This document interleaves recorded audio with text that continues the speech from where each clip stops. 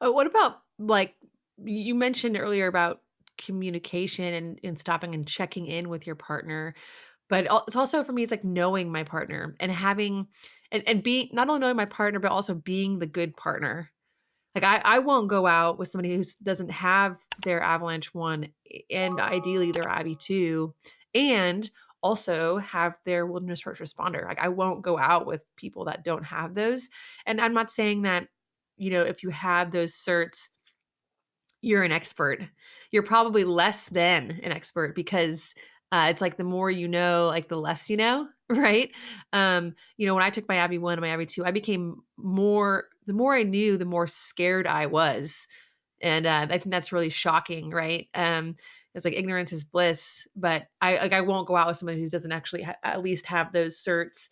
And like you mentioned before, you can have that cert, but you could have taken that course 5 or 6 years ago, and that knowledge is probably expired, right? Or you've forgotten it. So, being the good partner by having the knowledge and, communicating with your partner and also knowing what resources and knowledge your partner has so you guys can really learn from each other and keep the conversation going in and out of the field. Absolutely. Yeah. I mean, like you can never take good communication for granted, and you can never assume that good communication is going to take place, like, especially with newer partners. And so, like, I totally agree. Like, thinking really hard about who you want to go spend time in the mountains with in this environment is a really good idea. And I feel like that's a trend that I've seen, like, peripherally, and maybe I'm just casting too much judgment, but I feel like, kind of like, right before COVID and then kind of through COVID, it seems like there's just lots of, like, kind of social party skiing and riding going on, and in like popular areas, and if you're in non-avalanche terrain or very simple terrain and low hazard, like, maybe that's okay. But, like, I think long and hard before I, like, accept an invitation from somebody to go out into avalanche terrain with, and sometimes I have to make that hard no, and it's flirting on the edge of, like, maybe hurting somebody's feelings. But if I know I'm not going to communicate well with this person, or there's just, like, weird undertones, I just won't go, and so I think finding good partners and being a good partner, as you said, is is a huge part of staying safe in avalanche terrain, and the communication skills that are Mhm. learned and practiced during your outing out there, in terms of, like we said, like, checking in, like, how is this communication going? Like, if you and I are talking, and I Mhm. feel, or you feel like I'm just not listening to anything you're saying, like, well, like, maybe it's time to call it, and or maybe that's good feedback that you can give me, and that person can create some awareness about their communication styles. But, like, good communication takes practice, and kind of intentional practice. And so I think, and I there's so many of these things that I can't remember, like, where they came to me from, or so I may not attribute them to the right person. But, the speech of, kind of, this might have been a Sarah Boylan thing, um, of will, want, won't, like, in terms of, like, determining what ski objectives we might be going after. Like, that's really helped me, of, like, let's put these in terms of, like, no, I won't go ski that, and kind of work towards not having mitigated speech that kind of talks around the problem.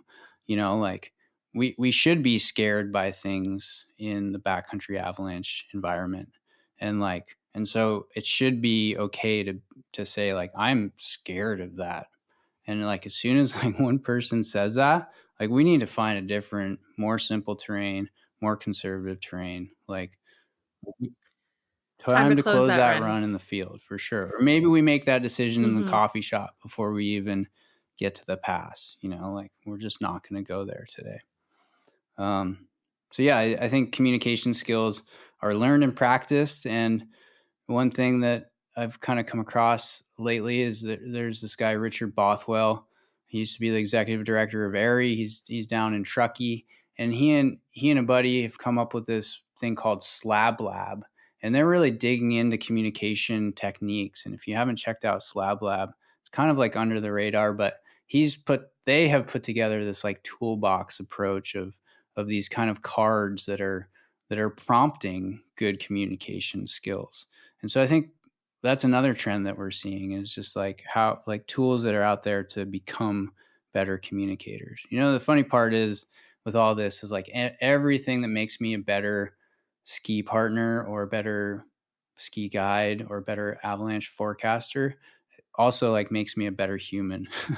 So it's like pretty mutually beneficial of like just like being more self-aware, having better communication skills, being more observant, being more present, like it's the more and more I do this, the more parallels I see to just like, growth in this whole human experience. So